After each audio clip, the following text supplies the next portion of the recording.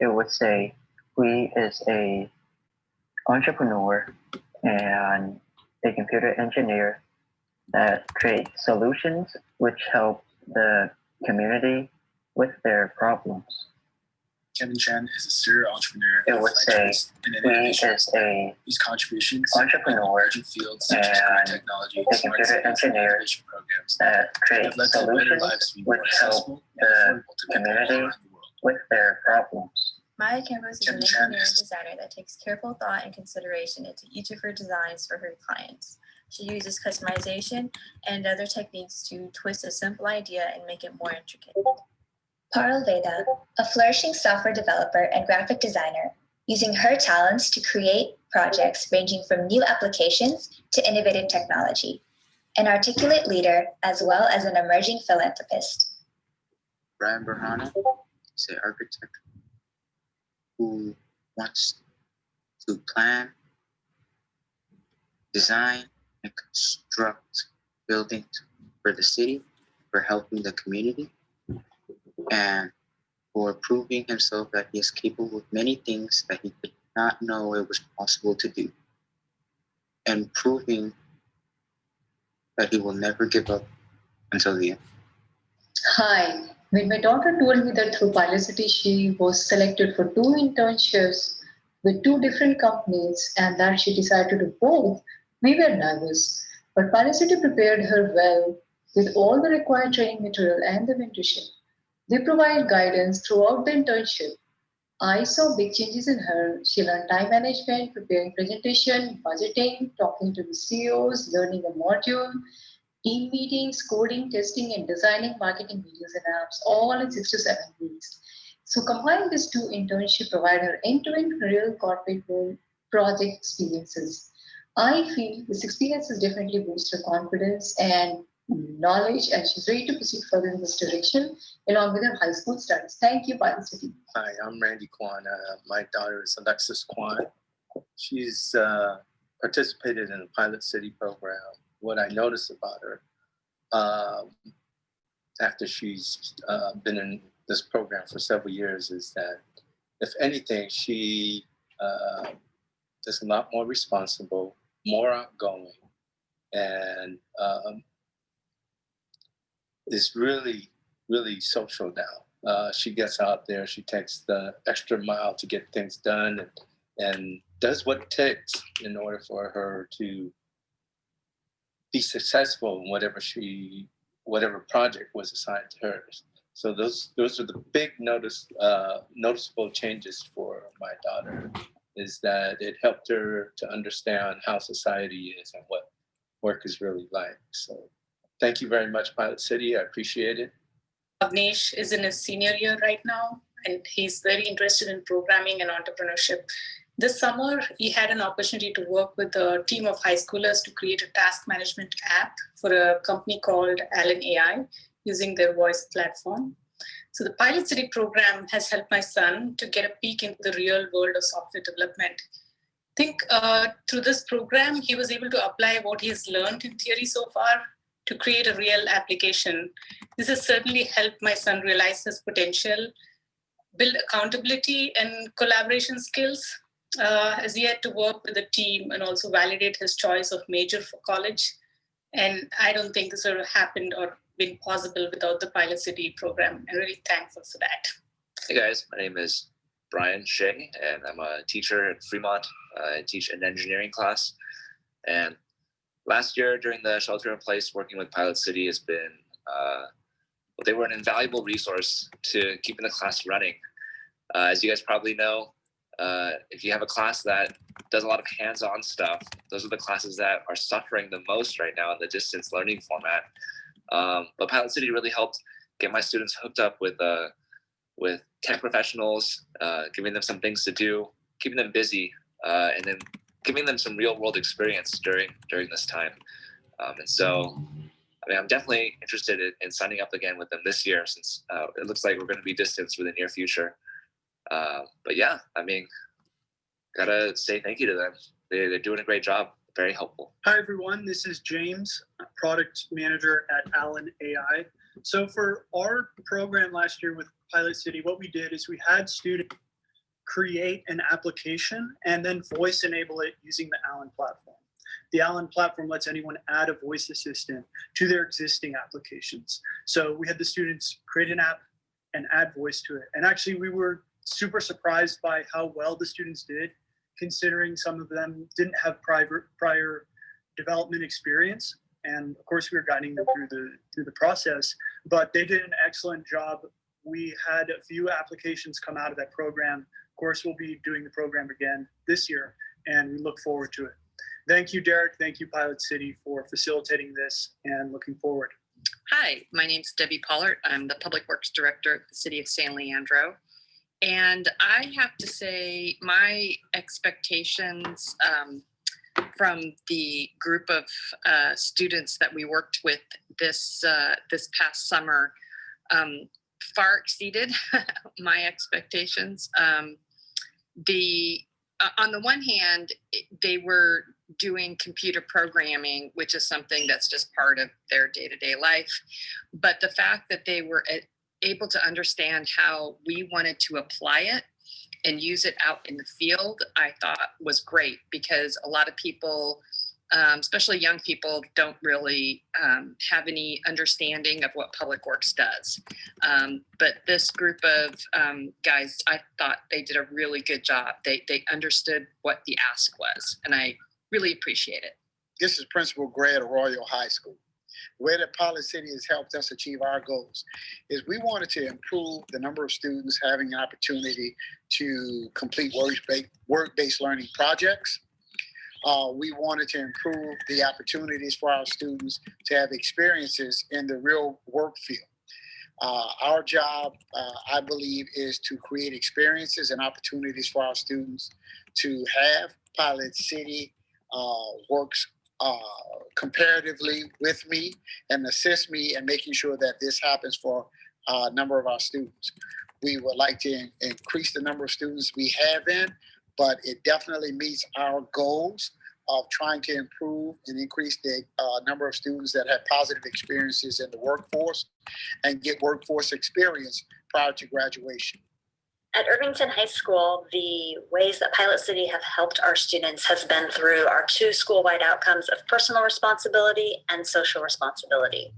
The ability for our students to work with partnerships outside of the school, in the community, to be able to problem solve and critically think about a problem and create a solution to that problem, and then see that through with working with the partnerships that they have, delivering presentations and sharing expertise with those in the field has been invaluable to our students. We're deeply appreciative for the partnership that we have with Pilot City. Good afternoon. This is Louis Rocha. I'm the principal of Antioch High School in Antioch, California. I'd like to take a few minutes to just share the wonderful partnership that's been developed with Pilot City and Antioch High School. Antioch High School has wall-to-wall academies where students select the career technical education career of their choice. 2 of our academies, the Environmental Studies Academy and the Engineering Academy, have had the opportunity to take what they're learning in the classroom and apply it to real-world application by connecting with professionals in their careers that they hope to achieve one day and to make a difference in the community that we share. I want to thank Pilot City for the partnership in helping my students achieve their desired goals. Thank you. Have a great day. From what I've experienced with Pilot City during the summer, I learned how to build my confidence, how to prepare for an important event or presentation. And one truth I discovered is that not everything you do is perfect. As long as it works, you'll be fine.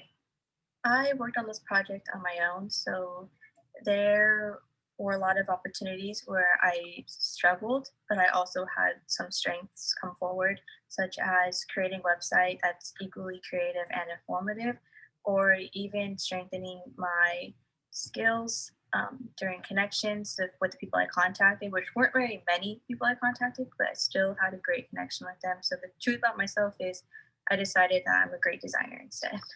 One of my strengths I found that I had was patience. because in the beginning, my patient, let's just say, wasn't really good. I always kept getting stressed out. I'm asking myself weird questions and saying myself that, no, I can't, I don't have time for this. Gotta do this fast, quick as possible, et cetera, et cetera. And the person who helped me was Kat from Shannon Lake. She helped me a lot by getting my patient better. We always ask our kids and little kids who they want to be when they grow up. And now that I've gotten a bit older, I began to realize that part of the reason why we ask this question is because we ourselves are looking for inspiration. This summer, through Pilot City's Project Street Learning, myself, as well as hundreds of other students all across the Bay Area and all across the nation, have been able to explore this sense of inspiration that children really embody. It's something that gets us excited about what we're working on, and it's how greatness is achieved.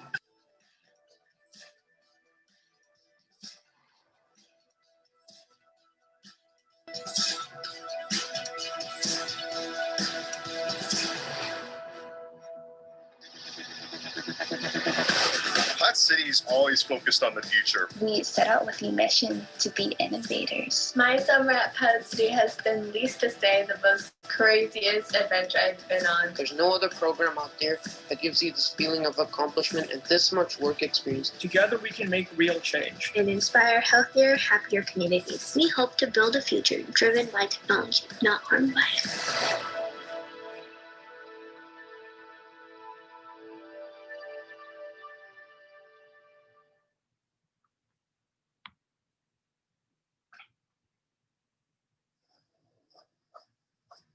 Hello everyone, my name is Noah and welcome. Welcome to Pilot City Open House. Tonight I will not be your host and I am but a mere intro face. Intro face? Yes, I'm an intro face. We got a great show for you guys tonight, but before we start, I just want to ask if you guys know about the show called $25,000 Pyramid. It's a super old game show that even my parents used to watch. Basically, one person gives a bunch of clues and it all links up to a theme. The other person tries to guess what the theme is based off the clues. I'm gonna call some of my friends and we're kind of gonna play this game with them. The theme is going to be Pilot City and I'm gonna describe it to them. I just wanna see what type of stuff they guess because they don't know about Pilot City. So yeah, let's just do it. I don't know what I'm doing. My boy John, how's it going? My boy Miguel, what's going on? What's up, Noah? Good. How you been, man? How's quarantine? Good, man. I've been chilling. So I'm currently recording this conversation for a video for my internship. I just want to let you know that. All right, cool. Alrighty, sounds good. So I'm thinking of this thing, this place, and I'm going to try to describe it to you with different adjectives, and you're going to try to guess it. You're just going to try to guess what it is and see what comes to mind. All right, I'm down. You think you can do that?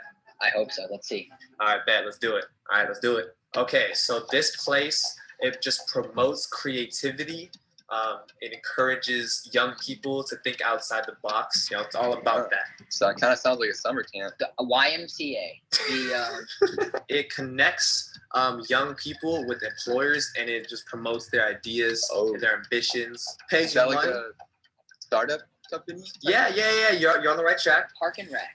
No, they encourage young people to be entrepreneurs. They also host amazing workshops. They teach you all these real life skills. Is this like some school program? Yeah, kinda. They pay you money too. They pay you money because they connect you with employers to get an internship for the summer. It looks great on resumes. Wow, it's like a network, like Wi-Fi. I'm telling you, the people here that you work with, they're just super fun. They're super fun to talk to and everything.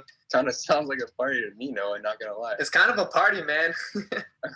And finally, they further your goals and they turn your dreams and your ideas into a reality. And you can really work on your own projects. Wow, so Disneyland. So the place I'm talking about is called PilotCity, and these are all the things they do for their students. That's crazy. Wow, yeah, bro. That's impressive. I gotta tell you about this place, man. You gotta check it out. I've never heard of that. No. What's that? Is that like some startup company? It's like it's a little startup company, man. I'm telling you, they're up next, man. Where do I go to find this place? Bro, I'm so glad you asked. Go check out the PilotCity open house and tune into their open house. There's an open house? Hell yeah, it's kind of happening right now as we speak. Oh. So you might be a little late if this was live, but it's not. Okay. We've edited this. Okay, we might put that in. We might not. Who knows?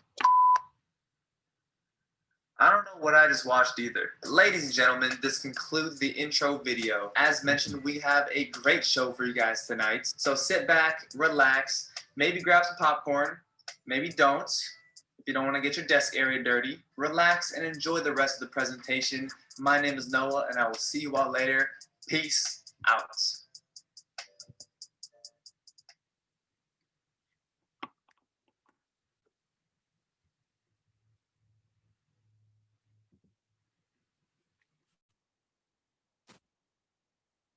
Hopefully you all can hear me. This is Derek Lee with PilotCity. We're super stoked to be having this open house event. And thank you, Noah MacLean, for making that, for being our intro face. Thank you all for watching those testimonials, and we're gonna get started here. So PilotCity has always been an organization that's been focused on the community members within their own cities. And that's exactly how we started. The vision of how we kind of got rolling was came back home from college about 8 years ago, discovered my hometown was on a mission to transform itself into a city of innovation. And we were really focused on the people that were outside of the city and attracting them into the actual city and the community.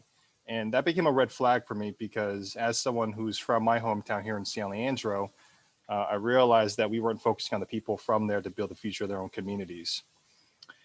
And so when we started looking into possibilities of building this engine for innovation in our community, we realized that where can we find, the greatest amount of people who are guaranteed from their own city? And we realized that schools were the place in which most, people from those schools are actually from that city in which they're going to school at. And so we started propelling our young people to become the people that can build the future of themselves, organizations that they work for, and the world that they want to build. And we did that through building career pathway systems and building work-based learning systems and internship systems to get their foot in the door so they can start building that future as soon as possible. And so now we're here at our program. So just to give everyone a high level understanding of PilotCity and what we do, we run programs. And the single program that we run is our flagship program, where we enable students to build employer projects to win internships. We had about 130 interns in our program this last summer. After the pandemic occurred, we pivoted and we were able to grow by 3 times from last school year and last summer. And we're super excited about that. So we plan to share with you the best practices from this year of learning. This year and last year, we'll be going on essentially this journey in our program. So for those who are unaware of our program, this is a good timeline to share on the activities that occur. So the top part here are events that we host yearly. And some of those events that you see here started this last year. From a liftoff event to a digital hackathon to a draft day, launching our internship program, to a pinup day where interns get to pin up their projects, to our final capstone event called Pod City Flipped, which we've hosted for 3 years now. And on the bottom side, you'll see the program timeline. So students choose their program or their employer project. They build a project, they finish their project, and then they compete for internships. They auto apply, they interview, they wait for the offer. And they then go into a week of pre-internship workshops. That was the first time we hosted that this last year. And then they have the first day of internship and they go on their journey in further developing the project that they actually started in the school year. They get project mentorship and they go through the series of events and reach the end of their internship program. This is a high level of how we characterize the community that we are building thus far. The future of what we're building with Pod City really is around building, tapping into people from the community to be the ones that help build the future of the community. And our students are our protagonists. And so right after them, you know, we have their teachers, we have their parents, we have their schools, we have their employers in this case. And so what we're doing is we're connecting all these dots in a community to have our young people be resourced with these people so they can grow up to become individuals that can really propel their own futures. So what we're gonna get started now is a parent table talk. So I got a little meme here from The Simpsons. And I think this is what we usually characterize ourselves as a parent discussion. So we're gonna get into some nitty gritties on what the parents' observations were as their students were participating in our program in the summer and in the internship. So we'll now we'll have the parents hop on and show their video, and we'll start the show.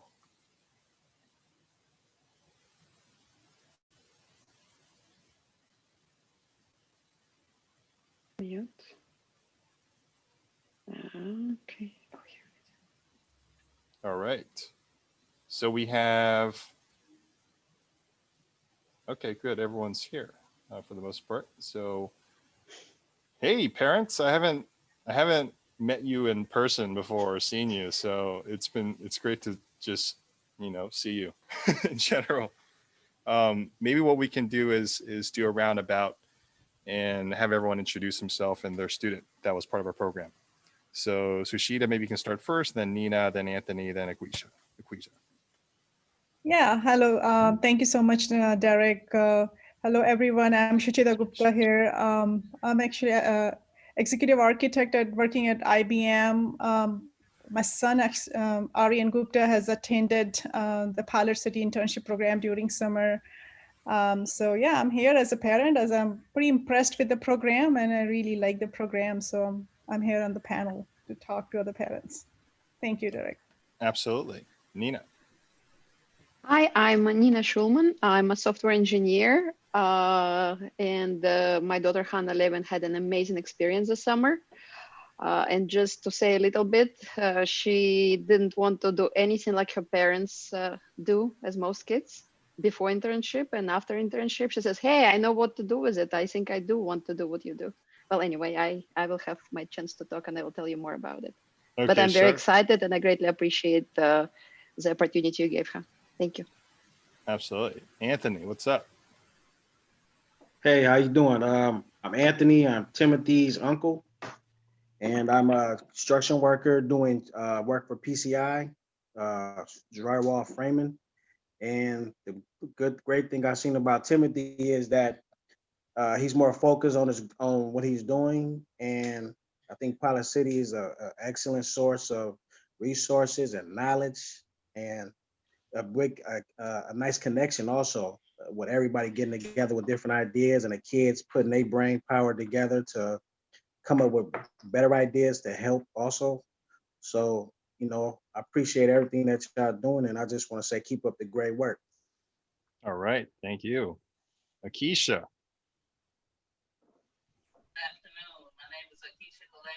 For HUSSD. My daughter is Kiara Garner, and she's been with the program for 2 years now. She worked last summer and this summer. And what she experienced, and I experienced both from her, is that she was still a little shy, but it built up her confidence to be able to talk and do presentation in front of people. It connects her with Pilot City. She pretty much connected for life, and she wasn't too interested in webbing and stuff like that, but it really piqued her interest after she'd been in this program, and I appreciate that because being in the industry of web design, just internet period, to be a woman of color and her to be interested in this, I really do thank Derek and Pilot City, because this is what she wasn't even thinking about this. But now going to college, she's in 12th grade. She really looking for a college that has help with this web design and stuff like that. So I thank Pilot City. Thank you. Oh, thank you, Akeisha. Thanks for that note.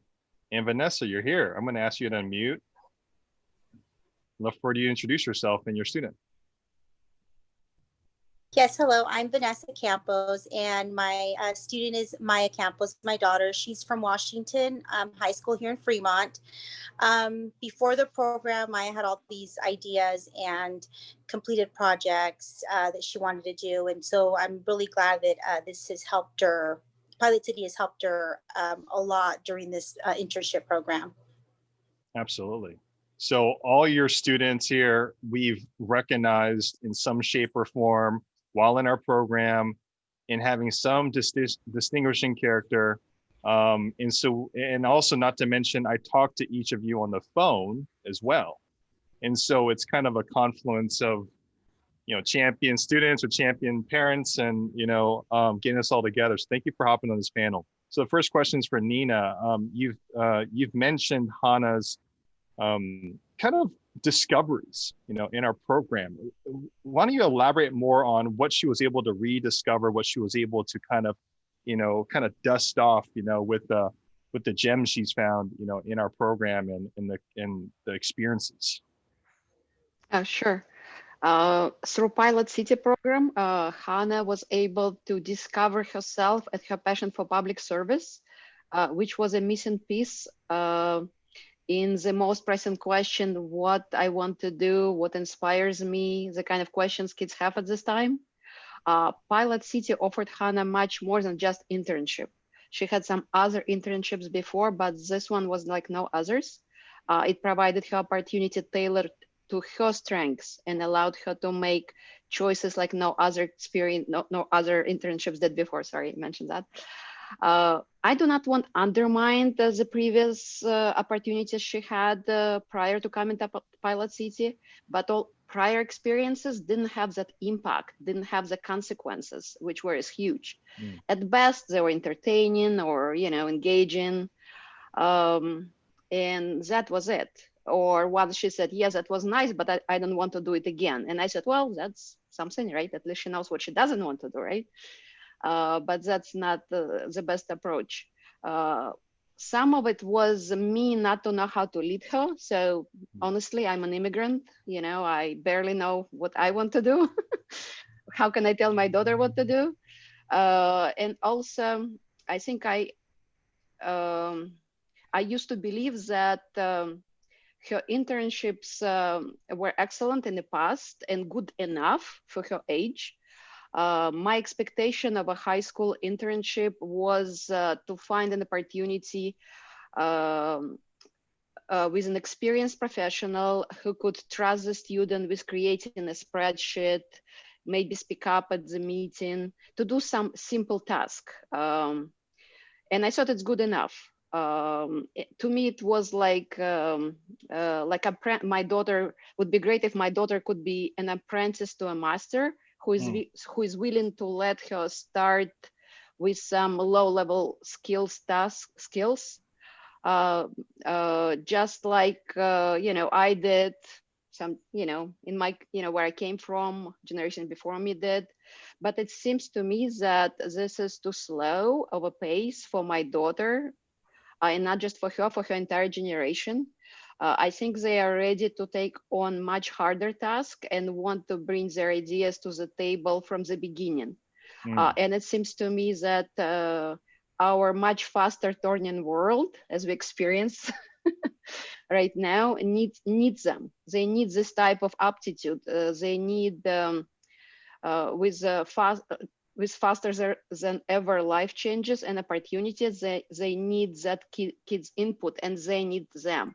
So I believe that PilotCity found that amazing needs that we have, and doing amazing work to fill in that gap. And I think our kids would benefit from it, and more kids would benefit for it as they grow. It's a small company. Wow. Thank you so much, for that response. We've talked in depth, in the call before, and I one thing that we realize, I'm sure a lot of you in this call, in this panel experience it. I think a lot of people don't characterize high school students as a bundle of potential, enough to give them an experience that actually challenges them and really taps into their who they are, right, and who they will be, like inevitably, right? And so thank you for that note. And Hannah has been such a tremendous energy. I got a pleasure working with her before she got the internship, so I know her, I think, quite well. I didn't work with her too in depth during the internship, but I worked with her to kind of get to that point. So thank you for contributing your energy and supporting her in our journey here. Thank you. Excellent. Akisha, I have a question for you, and the question's around Kiara. As you know, and as she knows, and most people know, she's been in our program twice now. She's been an intern for City of Hayward and for Shannon Lee. So two phenomenally amazing organizations to gain workforce skills. And she's from Hayward, right down the street from me here. What kind of behavioral changes did you recognize? Like when did it flip? When did you recognize that she was actually changing because of our program, and when was that, and how did that kind of go down? Well, I would say it was first of all, when she first applied for it, with the first year she did it, because with in the school, the class she was taking, she wanted to finish the project that she started. So with her going to the interviews and keep pushing her through, love what she did, it just boosted her confidence more and more. And she was really excited about it. And I, being a teenager nowadays, excitement, you don't see it that much. Mm-hmm. They show very little, but she was really excited about it. And it challenged her.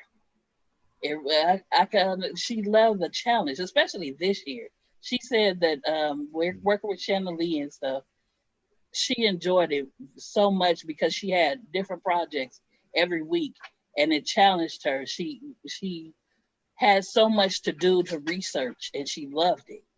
And like I said before, when she was being able to get up and do her presentations, she is still a little shy about it, but it boosted her confidence. And going to the workplace, getting up every day, having to be out there working with adults and doing adult things, it made her feel very confident with herself. Like I said, more at ease, more open. She really goal orientated and working with a team. She loved that also.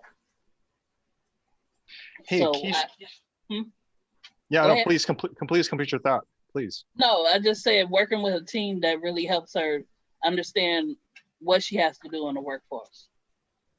Yeah, where it clicked for me was when Larry Lavendale, the teacher at Mount Eden High School, where Kiara goes to school, called me one day, and they were getting started with our program again for the second year. And he called me and said, Kiara and Lizzeth killed it.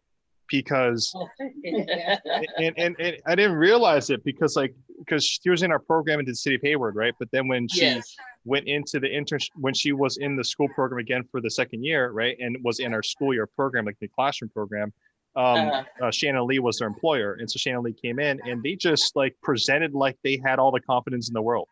Yeah, that's what I said. Confident boosted up her confidence. Before, she wouldn't be as confident. She was very confident in what she had to do, very knowledgeable. She knew what she wanted, how to project it out there, how to get it. I loved it. I can't speak it more highly for Pilot City. And I think there's some, appreciate that. I think there's some people here that has had the similar experiences around this kind of confidence boost, from our program. And we didn't know that that was a byproduct, right? We were just throwing them in the fire, having them, pitch customers, having them, work with employers to present, putting them on stage as many times as possible. And, it's really kind of, what's just a great byproduct of our program is this confidence, self-esteem booster, Because you guys are very catering to the young men and women that are there. And if they feel easy, what you say? And they it motivates them to be able to get up and to have the confidence. Yes. When you go to a job, even for a grown person, going to a job that you enjoy, it doesn't feel like work. Mm-hmm. You enjoy going every day. This is something you enjoy to do and be excited about. Absolutely. Thank you so much, Akeisha, for that response and sharing Kiara's story while you experienced it in your family. Vanessa, I know you've had some similar experience with Maya, so love to have you share what was the before, during, and after transformation for Maya? Yes. So before the program, Maya had all these great ideas and completed projects that she wanted to bring into the world, but believed she lacked the skills or knowledge to execute them. She was frustrated and constantly found herself stuck in the prototype or design stage. During the program, I began to see a change. She started doing more than just designing the prototyping, but actually creating a website and contacting other people, which is hard because she's a shy person. She no longer seemed afraid to contact people about her idea and seemed excited to know that someone likes what she's thinking. After the program, I noticed she began to circle back to prototyping, designing. She got the end result. She didn't get the end result she hoped for, but she really took it as a learning experience to see what she actually enjoys doing. Overall, she left the summer program with a new mindset of entrepreneur, industry, and different aspects involved, but also instilled a sense of confidence in her that she does in fact have, that she has in fact gained new skills to execute these ideas. Thanks Pilot City and the team and your guys' team for helping her with that. Absolutely. And it was interesting because like we were able to have asynchronous first interviews with what we call IFX, the interns, fellows, and entrepreneurs in our program. And Maya was one of them. And just to see kind of the change and to have her engage in the variety of kind of socials and to have her contribute to the community that we've been building. Our particular community, I wasn't able to work with Maya really closely, but being able to kind of see her when she started the program in Brian Shea's class in Washington High, all the way through. And from my understanding, she's learned a lot of technical skills in addition to help, throwing her out into the wild, to kind of have her ideas that she formed initially to kind of flourish, right? And that's exactly what the point of our program was to have them generate the ideas from their own head, and then get an internship from it, which is a confidence boost, and then eventually go into the internship program executing it, right? And so it sounds like she had a good time doing that. She did. Yeah, she did. And she still it's helped her a lot with her ROP class that she's taking with Washington.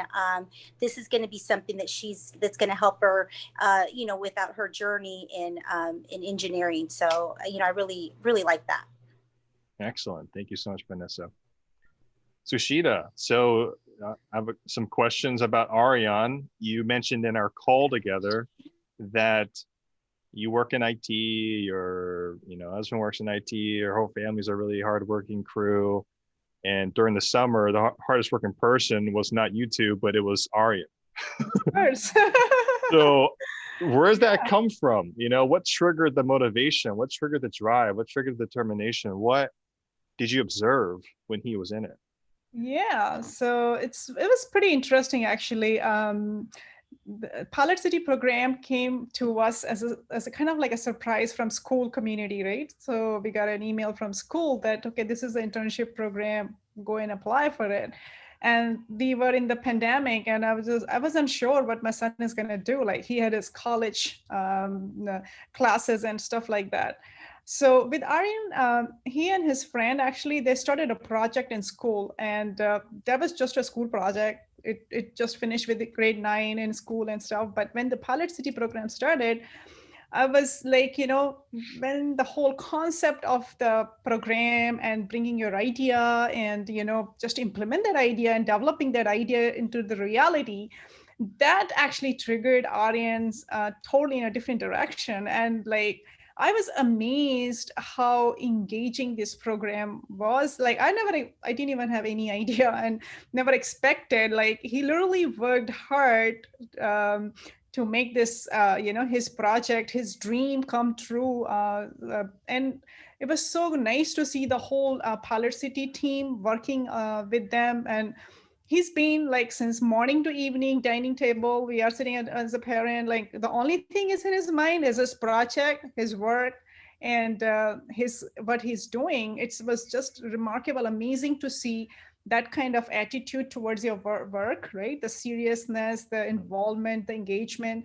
This is not natural. Like, cannot really be possible unless there is an amazing support system. And it's not anybody's pushing anything or anybody's forcing. These things cannot come with a force. It's just that amazing program behind it. It's just but the way I see this one, it put kids to an auto accelerator. Seriously, like, they just work, and your system provides the whole environment to them. So as Vanessa just mentioned, like, reaching out to people, like the concept of like reaching out to 100 people to get 10 responses, it's not easy for those young brains to teach, right?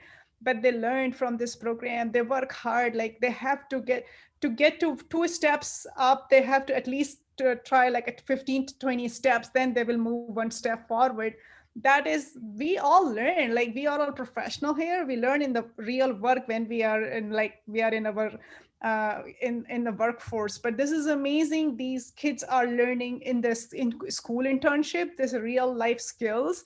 That is like, no matter how their project's gonna go now, I wish all the kids their dreams come true, whatever they're implementing through this PilotCity program, that gets reality.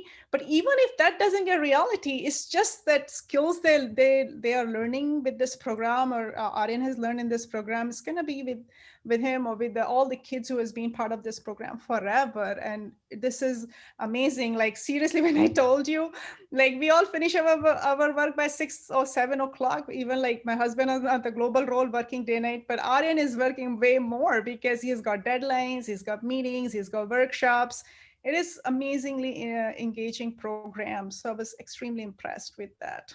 And his project's going to keep going. Like, exactly. I think he messaged me, or somebody on our team was like, hey, when's the stipend from City of East Palo Alto coming in? Because we need to fund our lawyers to, and I was like, what? You got lawyers now? Like, I don't know if you can spend, like, I think your stipends can only be like 75% of the lawyer's fee right now.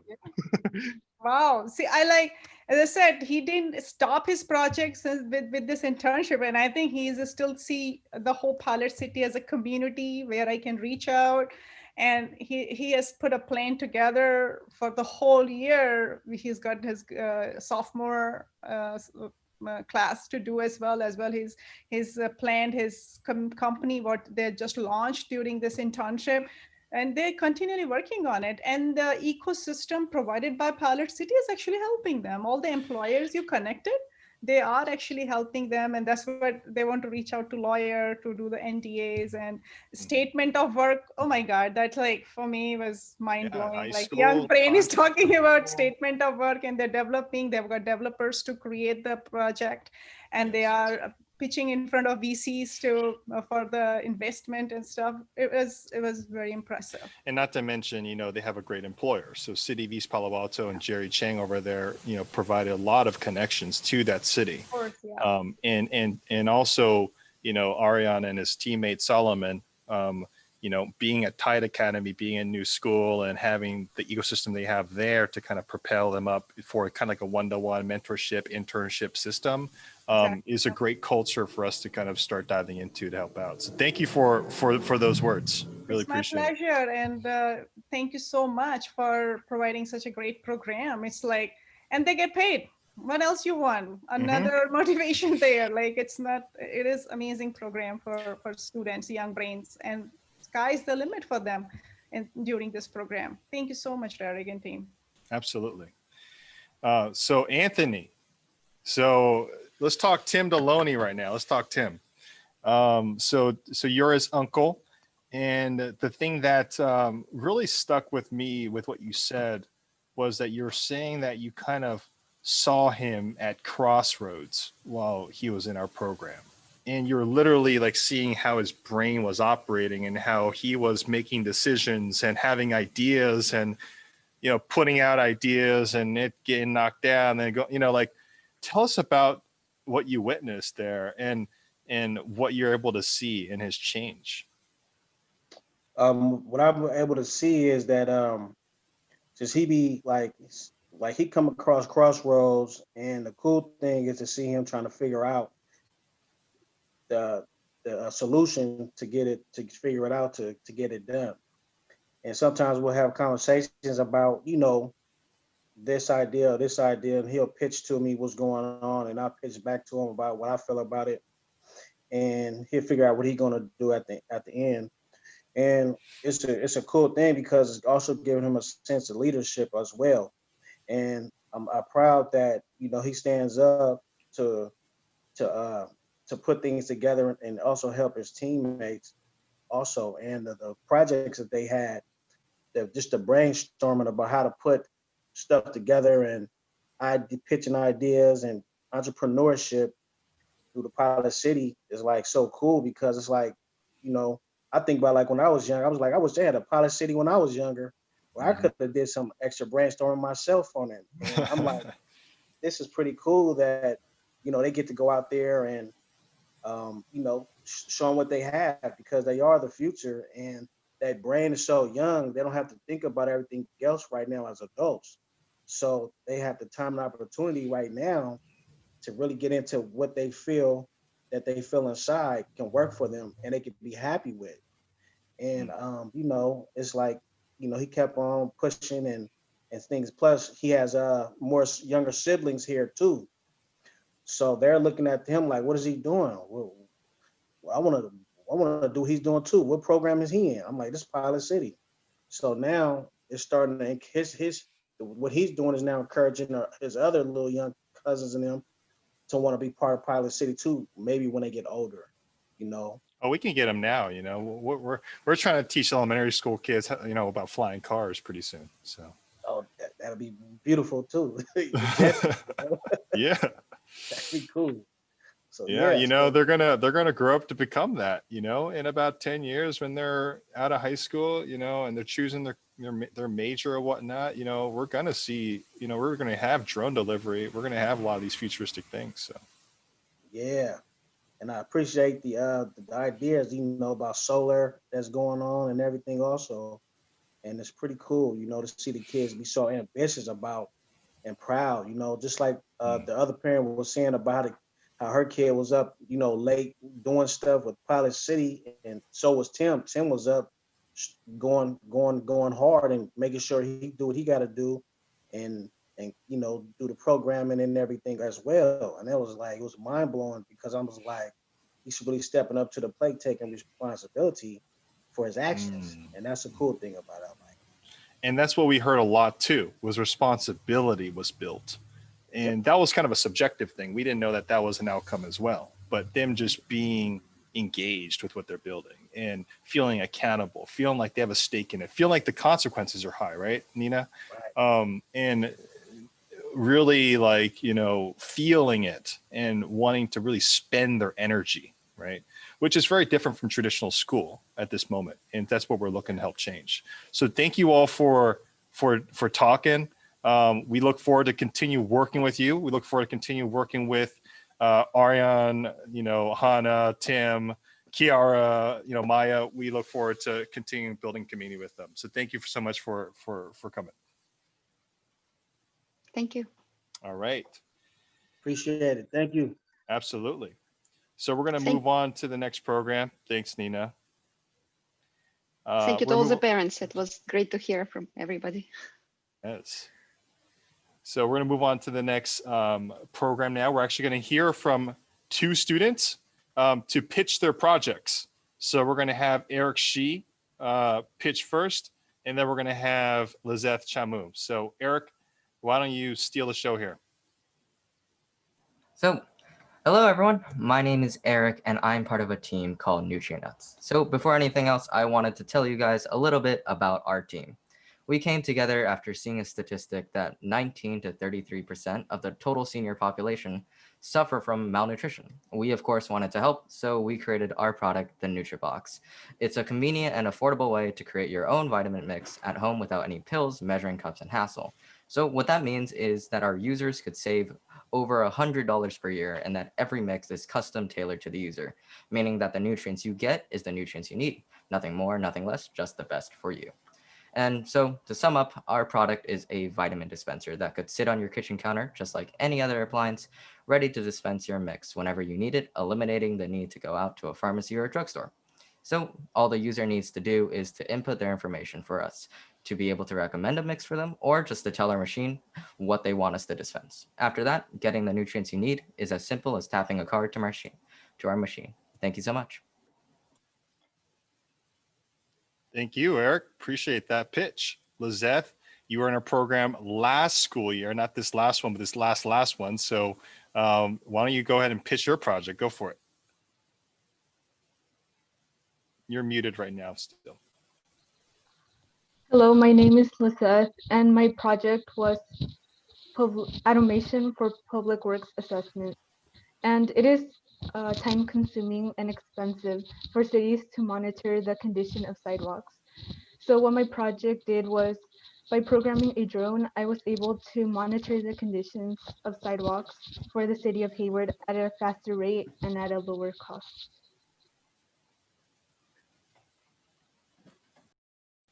All right. Thank you, Lizzeth. Appreciate it so much. So hope you enjoyed those two pitches. We're going to go in to have another two pitches in a little bit, but we're going to go back and start the show again here. So I had a little Simpsons meme before, and so I got to do one, you know, to kind of knock on the dads here.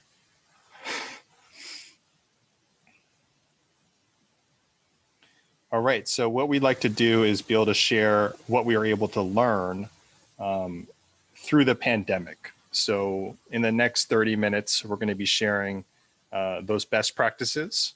So I'd love for you to stay tuned here. And then we're going to be sharing announcements of our program for this coming year. So we'd love for everyone here who is, you know, predominantly, you know, a student, a teacher, a school, employer, a sponsor, a funder, to stick around and hear what our announcement's all about and have you part of our program as we go down this path.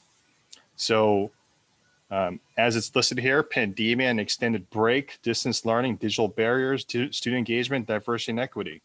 You know, I think what we've seen a lot is a lot of monkey wrenches this year. And that has caused a lot of dramatic issues. Including this semi-violent scenario here. So we found that has spawned, you know, students to work at home during distance learning and build, you know, try to take a a knock at that. And distance learning became a tremendous struggle for teachers to engage their students, and for students to have access to tools and technologies to actually engage them. And not having those scenarios before was quite challenging for schools, for those teachers and schools that are on here now. And then you saw people really, taking charge of their own health and safety, and creating reactions and plans and systems in schools that are formatting distance learning in an environment that really tries to make it effective, right? So as we went into the spring, it was just really putting out fires. And as the summer occurred, principals and administrators were able to plan for this coming year. But even as the principals and the school administrators and the school leaders and teachers plan for this year, there's still tremendous issues engaging the young people in a way that makes sense, aside from what they've done for quite some time in the teaching industry. And then you ran into issues around technical difficulties, right? We're on Zoom now. We use a platform called Discord. People are using all kinds of video conferencing systems and discovering new ones.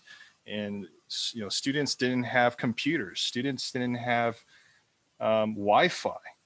And so this technical difficulty that we went through this last 6, 7, 8 months has been a tremendous learning experience for everybody. And then at some point, everyone was just like, you know what, I'm tired. I'm going to go to sleep. I'm going to disengage. I'm not going to do anything this summer. I'm going to, just take it easy and see what I can do there. So I think everyone was at this state right here, around, May and June and July and August. Quite some time. So as we go into this next journey, what we've been able to, what we faced was students didn't have they didn't start their projects yet. The pandemic occurred in March. Our program started in February. Most of our students weren't able to start their projects. Interactions and communications between students, employers, and teachers were disconnected because things were asynchronous. We didn't have our hack days and demo days where employers came into the classroom and engaged the students on their projects during a designated time, right? We had to go more more flexible with the communication, and limited resources through distance learning. People had Chromebooks. People didn't even have Wi-Fi in some cases. So there's a limited resource to work with in addition to all these fires. And loss of community culture due to social distancing become an issue as well. Inability to host an in-person internship became not too big of a red flag or a bummer, because people were already kind of preparing, anticipating for it. They're just looking for any opportunity in many cases, right? But that in-person experience is what a lot of people yearn for when they're looking for an internship. And then incentive for completion was very low because there was so much that was going on and nothing could really kind of beat the pandemic, if you will. So what we were able to actually pivot towards were these series of actual pivots. And we were able to learn tremendously about it. And through these different implementations, we were actually able to grow by 3 times. And that was quite a wild ride for our team and for ourselves and our students for the most part. Going asynchronous, having employers and students talk through Video Ask, which is one of our employers, by the way, Typeform, who makes that tool. And having those interactions occur on the own time of the student, at the own time of the employer. That was a big win in terms of optimizing time and saving people time, especially employers, going through what they went through with their own businesses as, businesses collapsed. Building a discord.com community. So Discord is almost like a Slack for gamers, but it's really kind of exited the gaming world and now is kind of in this general community building world.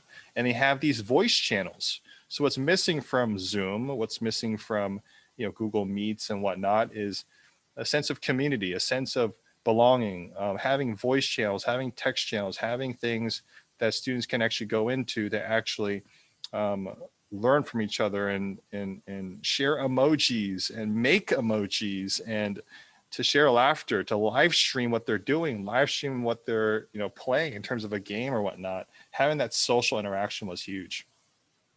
Student choice of employer. This was arguably the biggest factor in the success of this last year.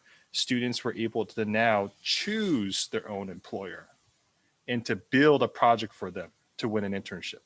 Prior, our teachers had to get matched with our employers, and then the teachers had to go to externship days at the employer's location and learn from the employer at that workplace, and then bring the project back into the classroom to have students design a solution for it.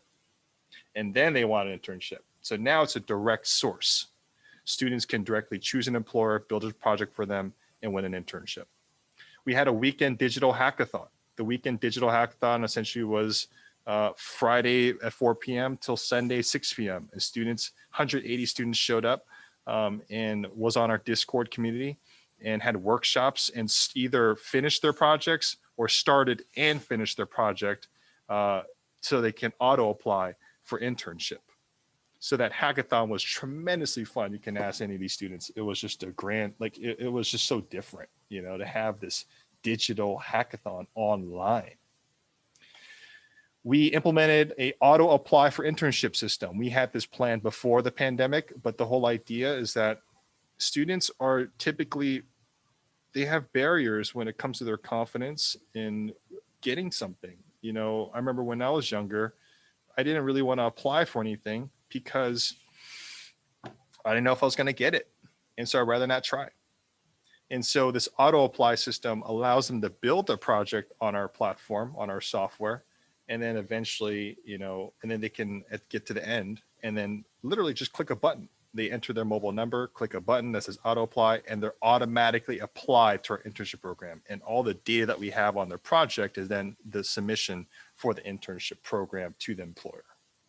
And that was a big, tremendous win because it removed the barrier of the students who are less confident, but really had a lot going for them in terms of potential.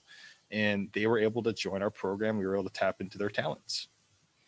AI interviewing, it's a prototype. It wasn't an actual AI interviewer, but it was using videoask.com and we recorded questions in our interview and then had them respond through recording their own answers. And we found that a lot of the students actually prefer this model. In terms of a digital internship program, we were very excited about this model.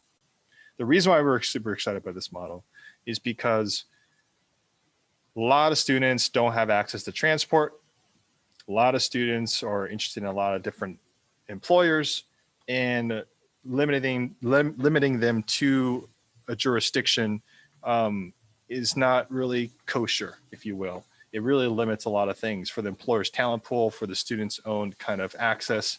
And transport itself is just a waste of time, as you all know through commutes that you're all probably very excited of it not happening anymore, right? Transporting students from A to B during an internship was always a challenge. So this really removed that barrier.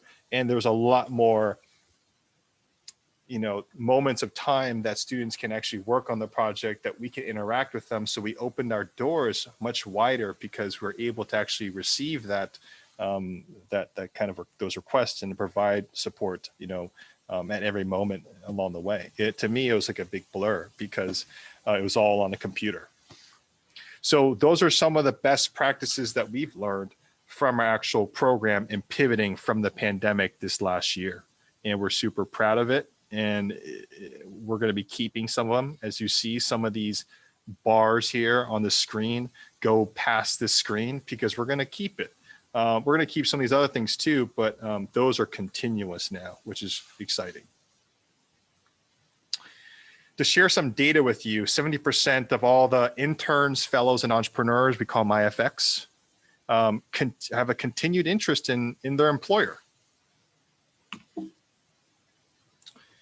76% of them prefer asynchronous first interviews. This was a big surprise. The AI interviewer system, a lot of them preferred it over an actual first interview in person, even though they interview with the employer in person or through, in person or digital means.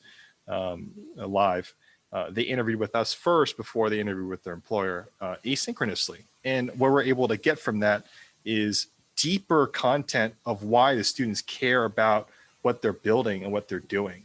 And I think that's why they liked it. They were able to re-record themselves if they messed up on a version. They were able to actually, go in depth and feel like they're not being judged. There's a lot of facets of why that we believe that was successful.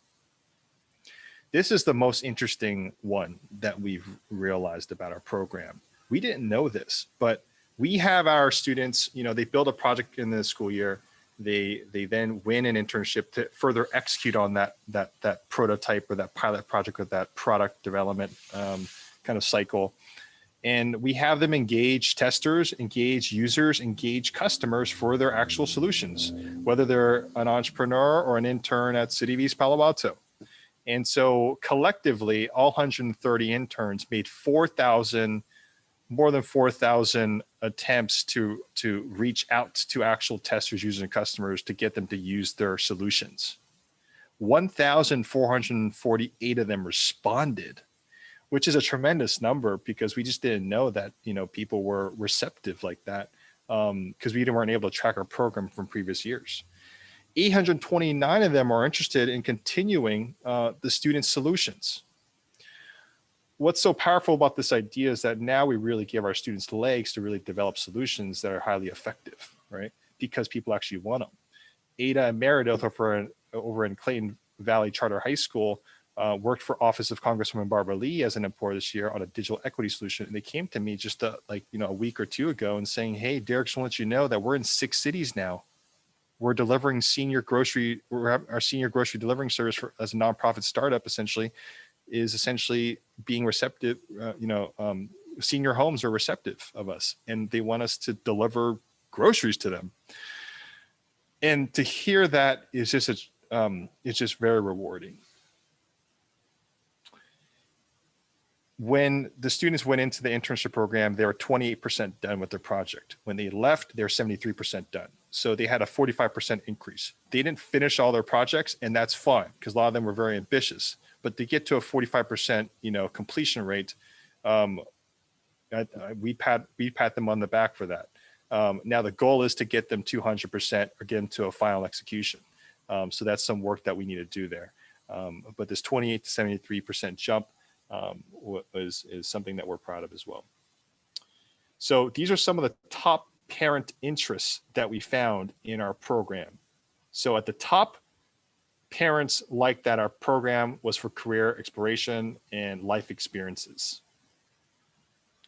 Second, for college applications, impressions, and storytelling. So basically signaling, to schools, which makes a lot of sense.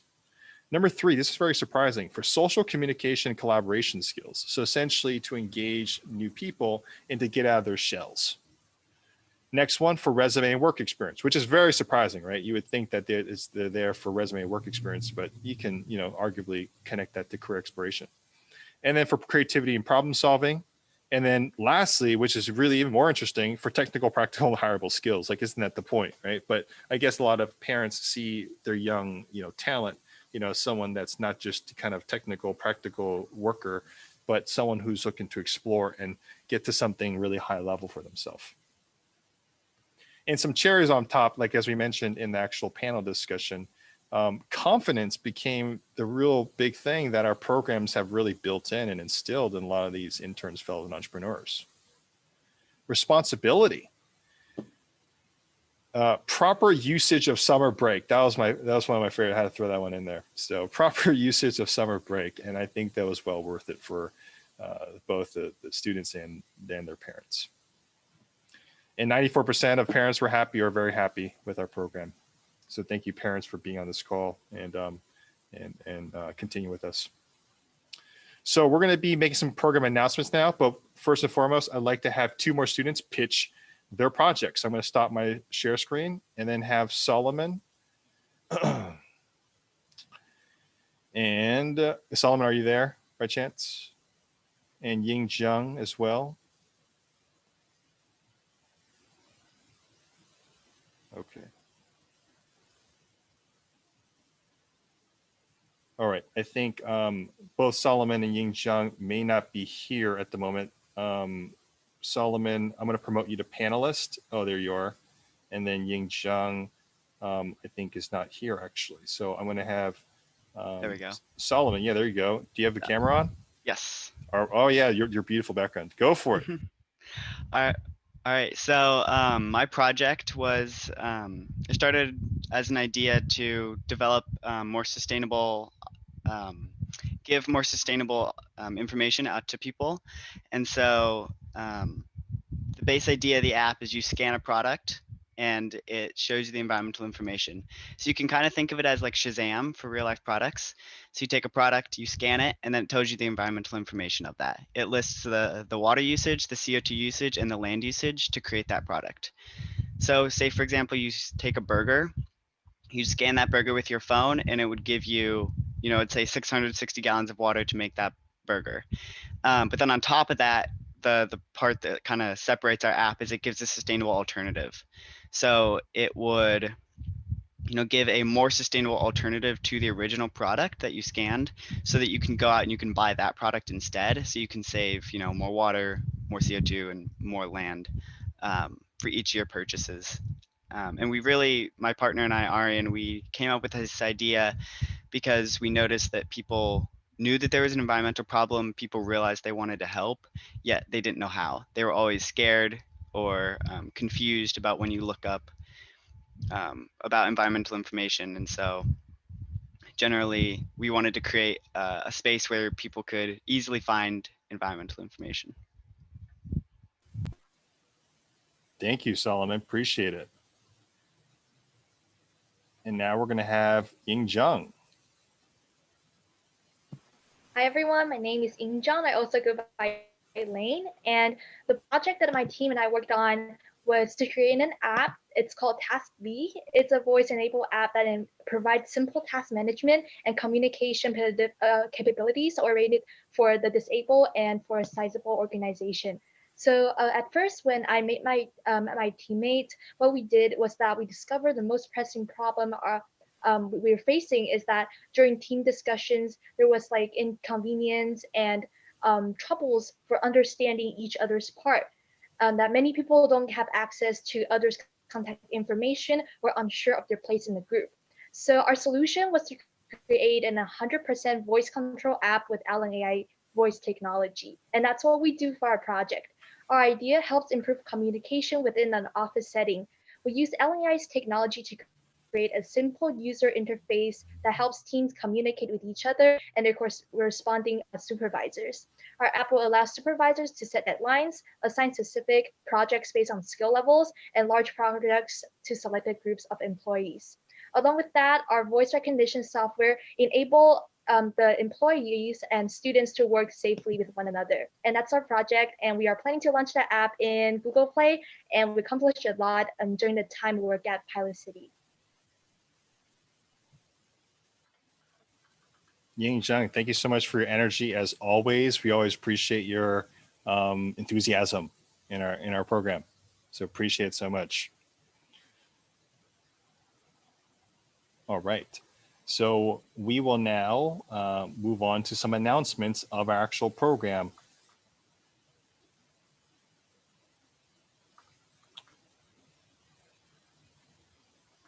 So I'm going to share my screen again.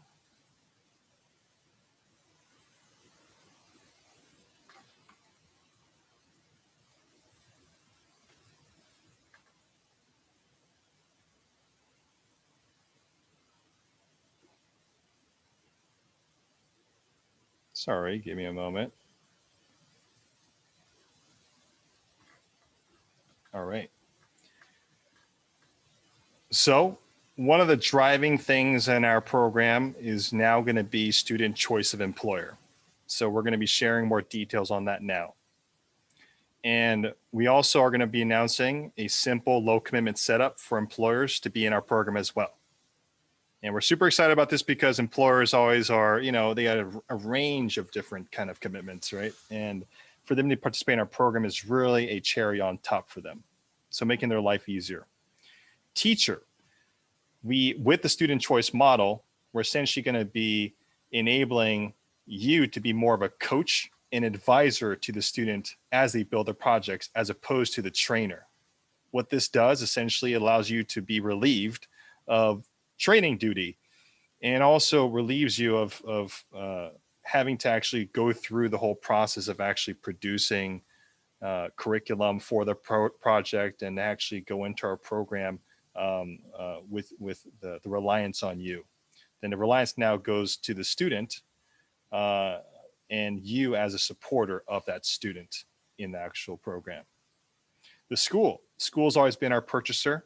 School's always been our funder. So school in this case will be our sponsor. And that's a new word that we're going to be using in our actual funding mechanism, is this word sponsorship.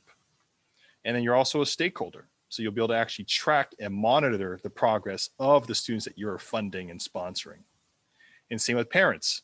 We're now opening it up so parents can actually fund our program and actually sponsor their own students, or perhaps some nieces and some nephews that you may know, or some family friends, and then also be able to track and monitor the progress of your students.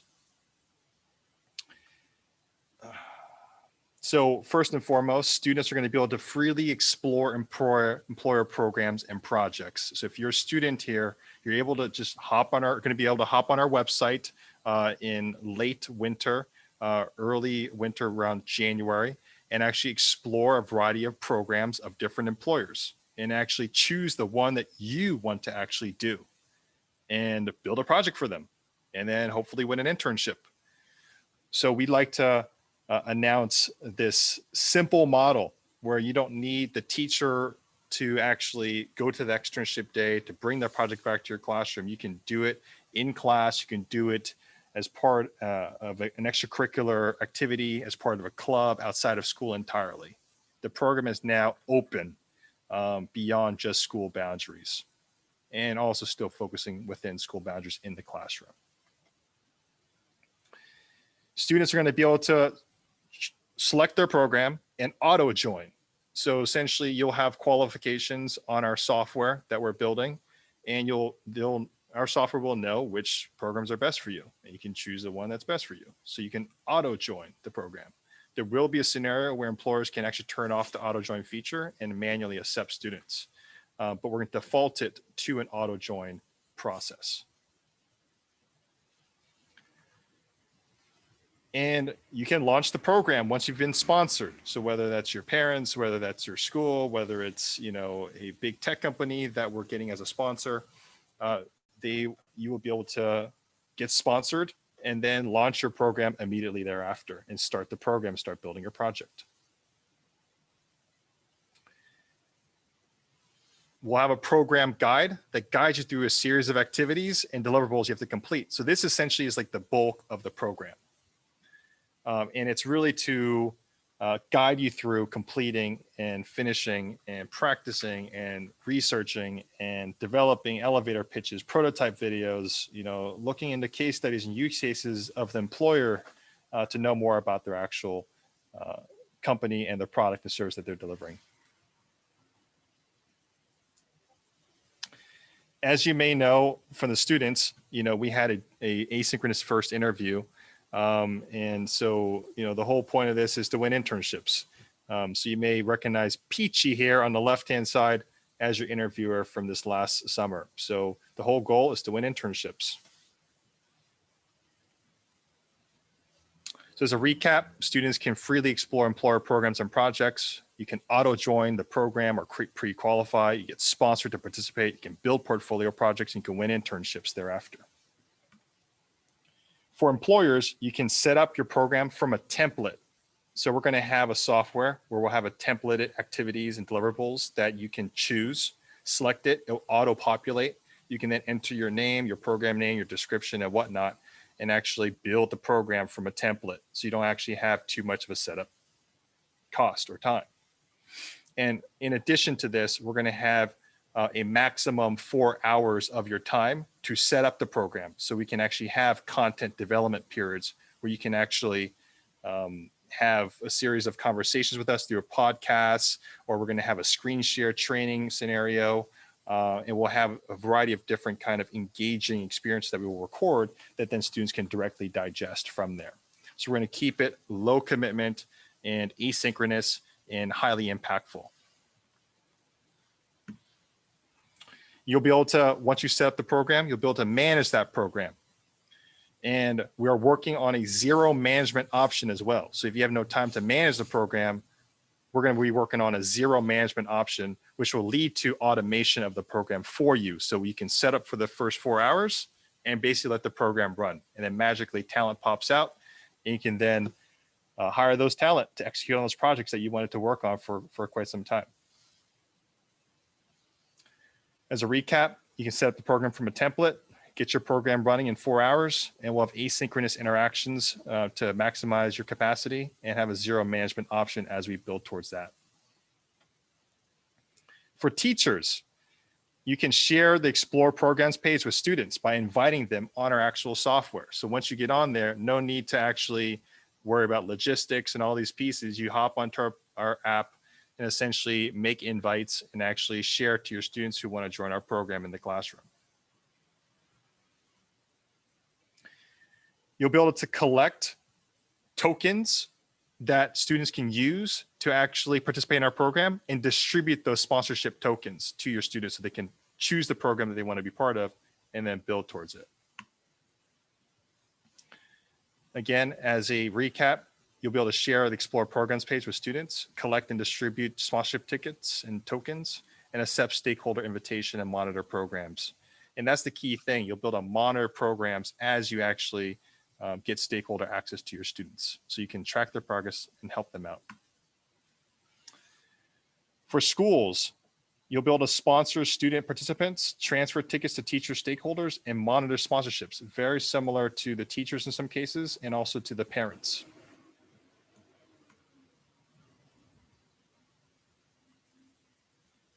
And same with parents, you get to sponsor your students to be part of our program, transfer tickets and tokens to them, and then monitor those sponsorships as well. And the last 3 points here, and then we'll be sharing our pricing. We're going to be opening up a model where students can advocate to become a PilotCity school by enrolling the school in our flagship program with minimum 3 teachers or 10% of school population, and have the school leadership as an active advocate. We want to have our students advocate to become a PilotCity school district, enrolling multiple or all high schools in the actual program with minimum 9 teachers and school leadership active, and even attending school board meetings and engaging our school board of education and superintendent as active proponent. The whole idea here is to create civically engaged individuals in our community. And lastly, to build your PilotCity hometown, to have all or multiple high schools enroll, minimum 1,000 students in our program. That may be a little high bar. I may bring that down a little bit depending on the population of the city. Have the school leadership as an active advocate and have regular attendance to the city council meetings, and also engaging the mayor, council for program endorsement. Pricing, $100 to $300 per student. And the range here is predominantly for bulk orders with schools and then for families and individuals.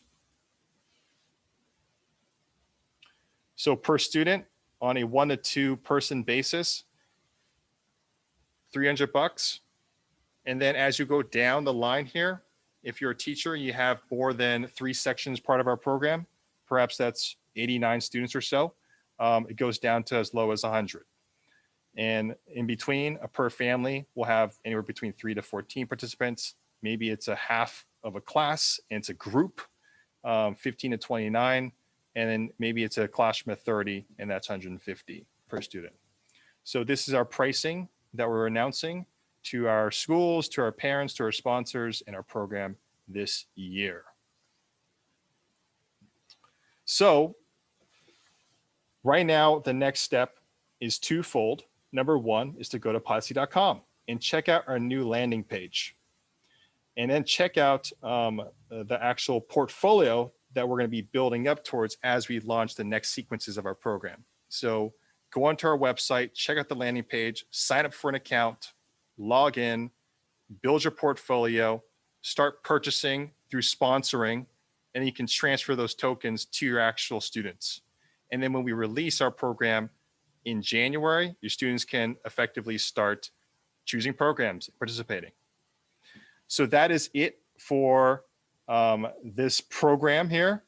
What we're going to be doing for the schools and for some parents and for teachers and for the stakeholders and sponsors is we're going to be actually sharing with you essentially a video presentation or pitch directly to your actual, directly to you as an entity to join our program.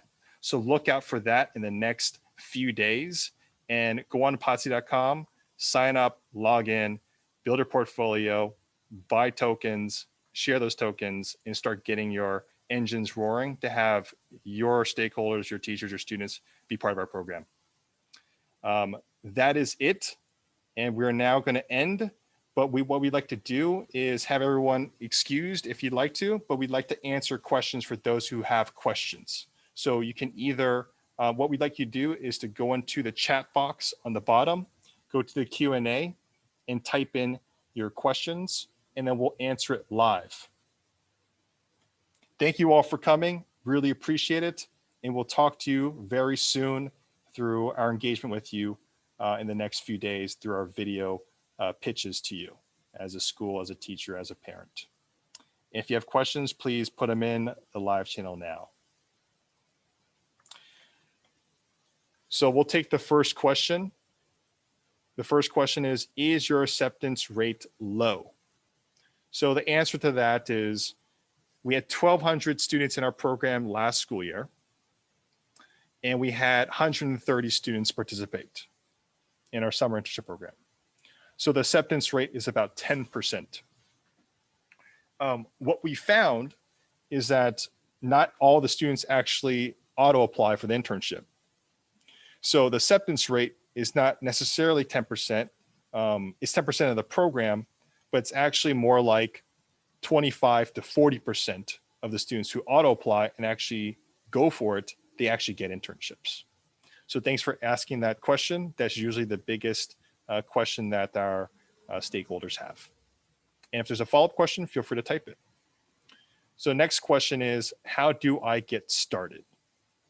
So we just presented that, so I think you now know, but I'll repeat that again. So you can go to PilotCity.com, sign up for an account, log in, click on the sponsor button on the top right, and buy our program, and then transfer those tokens to your student stakeholders, participants, and they can essentially explore programs when we launch the Explore Programs page with all our employers in early January.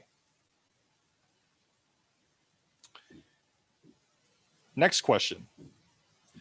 Is the program free of cost for students? So technically, it can be, but it doesn't have to be. So right now, what we do is we ask students to ask their parents or ask their schools to be part of the program and have them fund it. So it's technically not free for students, but for students themselves, they're not paying for it. So technically, I guess it is. So that's the answer for that question. And if you have a specific question that you'd like to actually have us answer live, what we can do is actually turn you on and turn on your video or turn on your audio, and we can actually answer questions live. So if you have a question, feel free to raise your hand in the Zoom chat and we'll call on you to then answer your questions. We do have one more question that came in through Q&A. In the meantime, if you do have questions that you'd like to ask it, verbally here, we're happy to take those as well. So please do raise your hand, and we'll share, and we'll call on you. So next question is that we got through Q&A was, so would we make our own project? So if you're a student, you would be the main participant in our program. And so you would be the one to explore programs of employer projects and then be able to actually build a project for them and then win an internship. So if you're a student, yes, you're building your own project for the employer so you can get an opportunity to work for that employer. Okay, two more questions just popped up. First question is, are the internships paid? Will there be remote internships for those unable to travel or too far to travel? Yes. And we do have a raised hand, so we'll answer that right after this question here. So internships are majority paid. So last year, it was 75% of the internships were paid. This year, it was near 85% of the internships were paid. The scenarios where the employers, where it's not a paid internship, is usually because the employer is constrained in terms of finances. And typically when they're constrained is typically those who running nonprofits or running a startup, or have to raise money and rely on other funders to actually fund it. So we do ask our employers to pay for the internship program to pay the actual talent that they actually hire. And yes, we will be continuing a remote internship model, but most likely it will be a hybrid between cyber and physical. And so we do like the model where students are able to work from home because it relieves them of the actual facet of having to go in somewhere every day and be burdened in terms of their time and their resources and money that they're spending from the stipend and whatnot, right? But we also understand that there's tremendous experiences when you go into a work site and actually engage with real people. Now, if the vaccine, allows us to do that, then we'll do that for next year.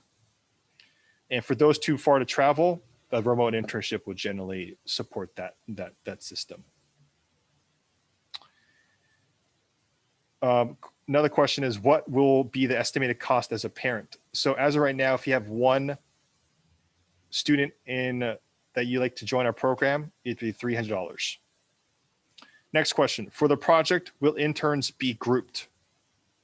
So interns typically are hired after interview process. So it could come in a range of different kind of variety of ways that the interns get assembled in the internship program.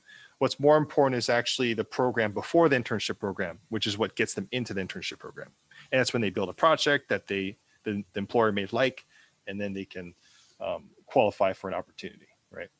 And so in that scenario, students can now work with anyone that they like in a group to build a project for a specific employer.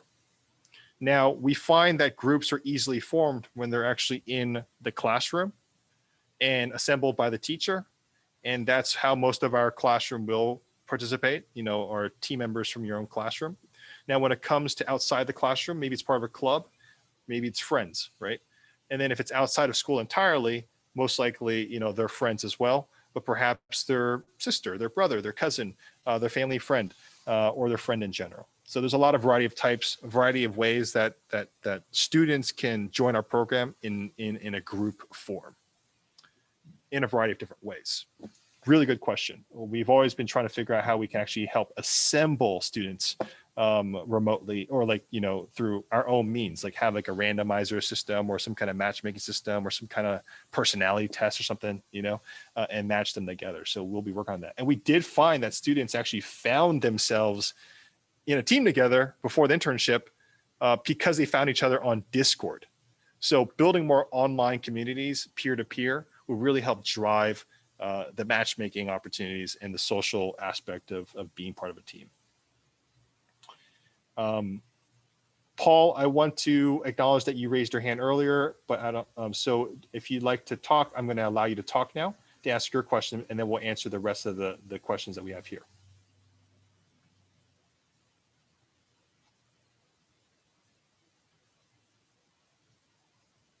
Okay, I think Paul has no questions, so we'll move on to the questions on the Q&A. So next question is, do all projects require coding experience? No. We have projects ranging from digital equity solutions from scratch, like developing collateral to train underrepresented communities on digital technology in the form of Google Slides. We had employers where it's a design firm and they're going out on work sites and actually scanning and looking at the wayfinding kind of system in that local building. We're finding, projects that relate to hardware to some extent as well. So it's a range of different projects. We do have emphasis around computer science because we do want to work with technology. Technology is key because our world is moving towards a very futuristic state. And given the pandemic and remote systems, we have become more relevant because digital transformation and transforming our industries into digital industries have been an emphasis and focus that we want to pursue. And given also a lot of the students are digital natives, well, they all are, they have more capabilities around that. So no requirement for coding experience needed, but we do have a lot of great opportunities in that space. Do you have any medical project opportunities for high schoolers? Thank you so much for asking that. We know that a lot of students have huge interest in medical and healthcare careers, and that's why we started recruiting healthcare employers. So this year, Kaiser Permanente National Innovation was an employer in our program.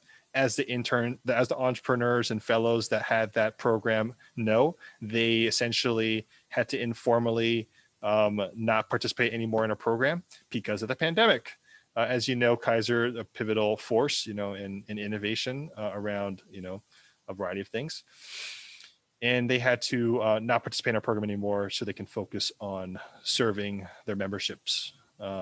And now we're talking to a variety of different healthcare employers to actually be part of our program. So yes, we're going to be stepping on the pedal more with recruiting more healthcare employers as part of our program. Thank you for asking that. Next question. My daughter takes AP academics and honor classes that require many hours of school time. How realistic is your expectation of hours needed by PilotCity projects during the school year or summer per week? Really, really good question. So we always asked for about 15 to 30 hours of our students on the project before they go into the internship. Now, we've seen up to 160 hours spent on a project this year.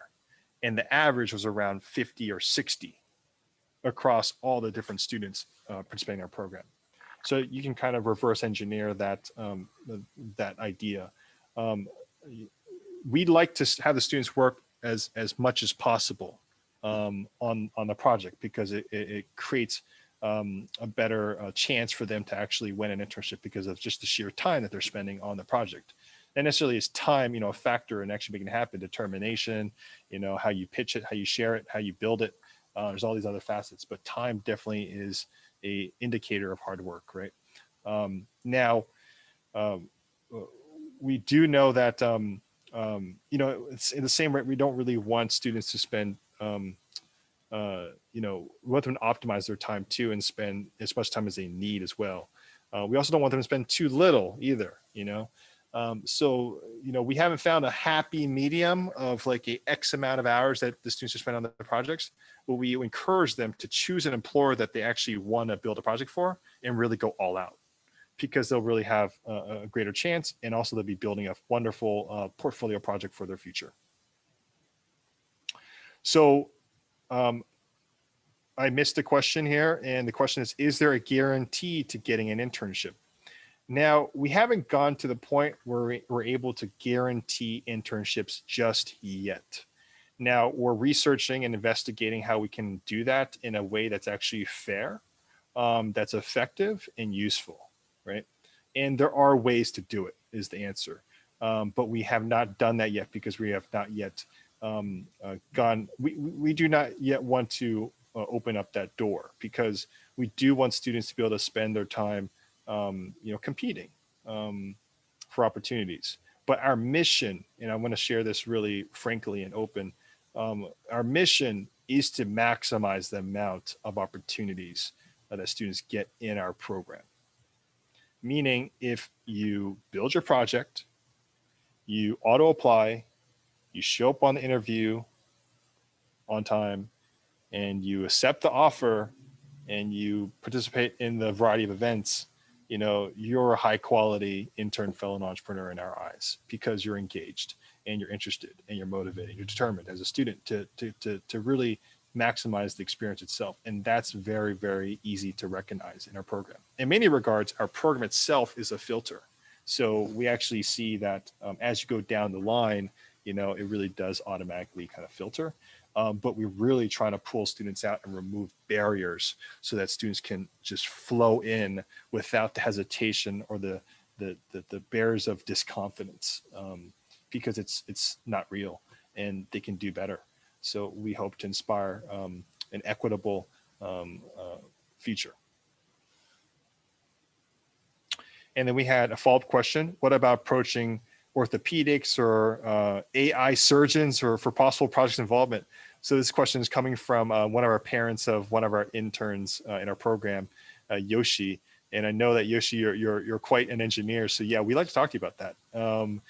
And I know you're probably working on a solution around that. So I'd love to engage you as an employer in our program if you know anybody who's in that space. Absolutely.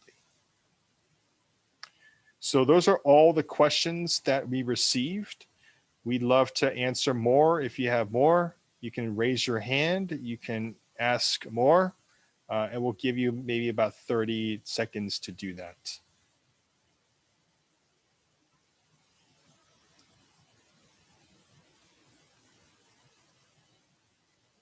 All right, we have one hand raised. China, I'm going to allow you to talk here. Hey, Derek, thanks. Yes. Just wondering, like once my son is done his internship and folks might be wondering, like what are the next steps? What are the other opportunities they might have in a continued basis? I'd like to hear from you about it. Yes, so I think the question's around what other opportunities are there besides this particular program? Well, yeah, once the internship is over, what would that look like?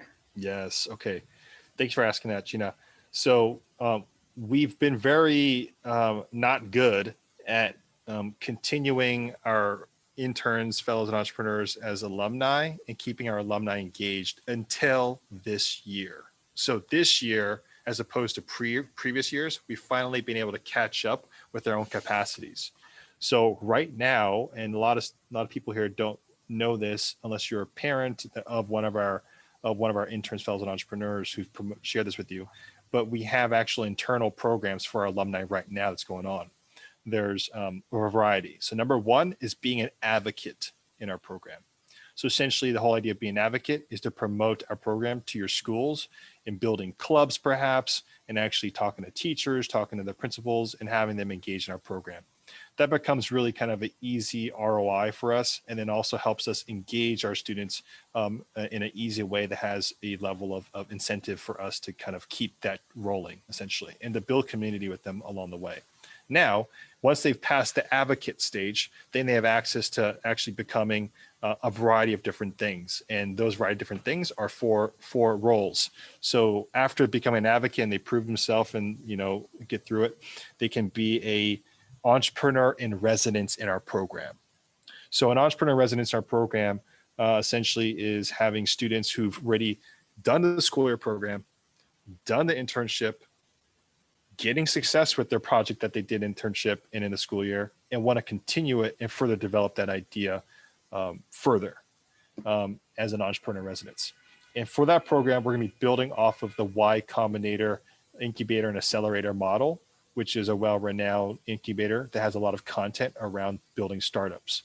So we're going to be going on a journey starting November 1st with those who passed the advocate program and want to be entrepreneurs in residence. And we had the most, interest in that one.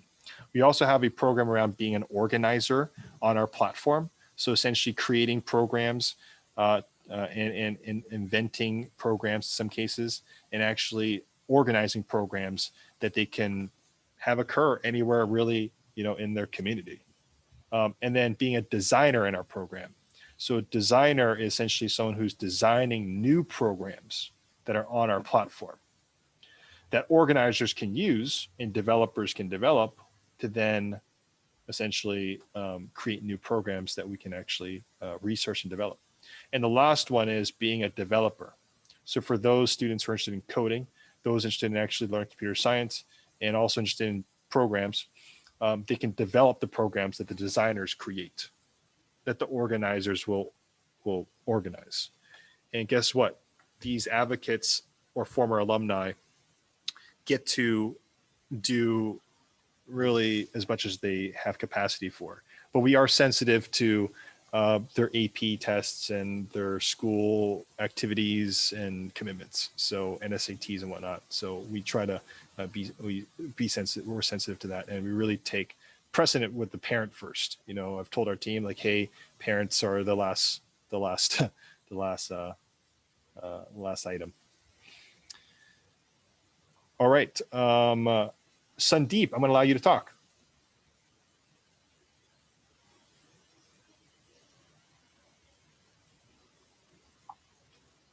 Sandeep, you have a question? Yeah. Hi, Derek. Yeah, I'm Anya's dad.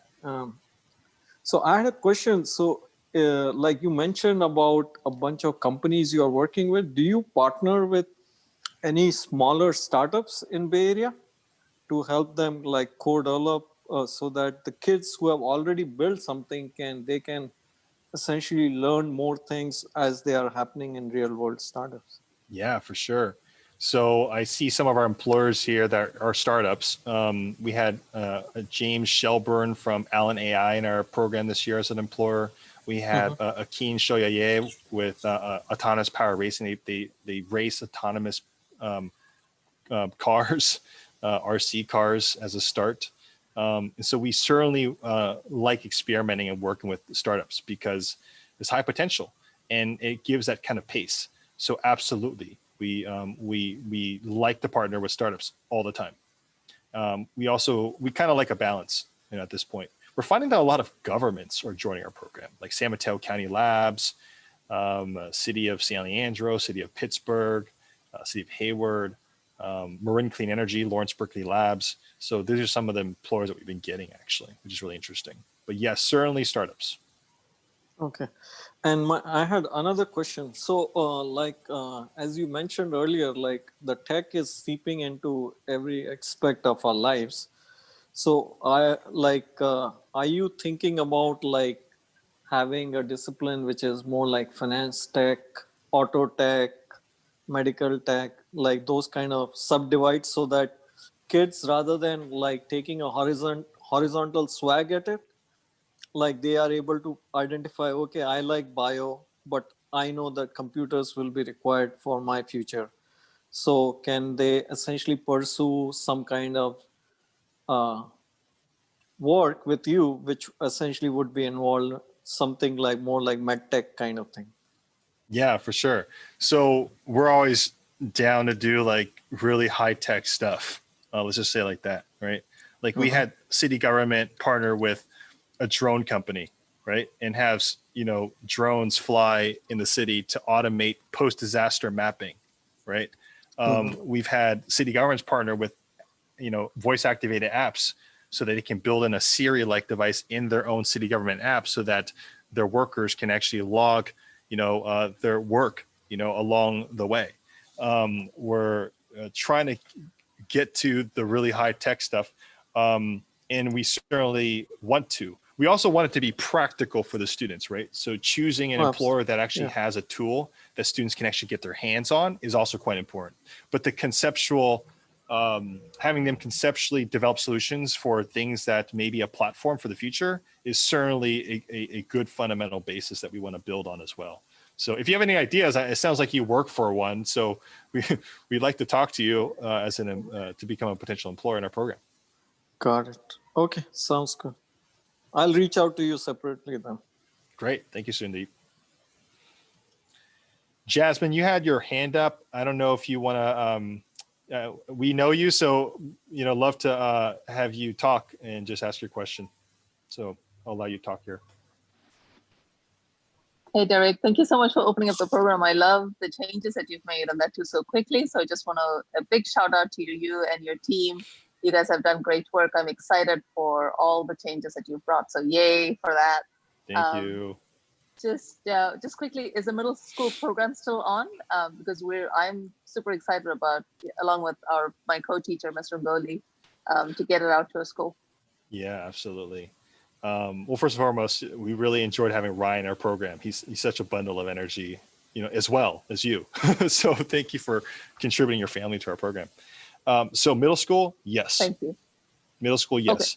Okay. We've always wanted to build up towards like get our high school students in our program, bring them into college and work with college, right? And that's still what we're actually doing that now. So we're actually opening our program to the college level now. So just FYI.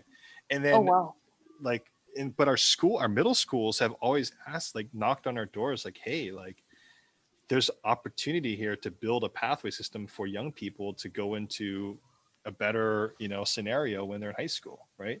And we had middle schoolers in our program that of, because you actually brought us to your middle school, right? And they're phenomenal, right? And then we had a couple other middle schoolers that kind of came in through a different leg where they were entering ninth graders. And it's just amazing. And the energy is what's really amazing, right, about middle schoolers, because they're not tarnished yet. And they're not, they still have that internal creativity that's spinning in their head, and they're trying to use it, right? That is so true. So you get this really this bundle of energy that can be unraveled in really interesting ways. And I always tell this as kind of a story. When I was in middle school, I feel like I'm doing what I was doing in middle school, like right now.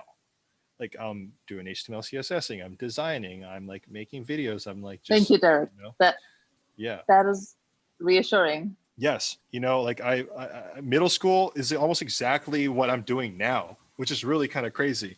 And I didn't even plan to do it when I was there. I'm just following my interests, right? Following my passions. And I think that's what middle schoolers are doing. They're just following what presents them, and they're able to do things, so they're able to explore more freely.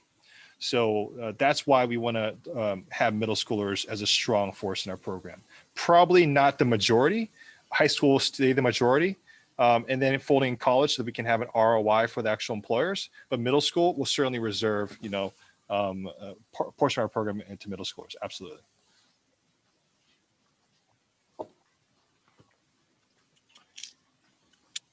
Any follow-up question to that? Great, thank you, Derek. That means we can continue full steam ahead with our school. Thank you. Great, thank you.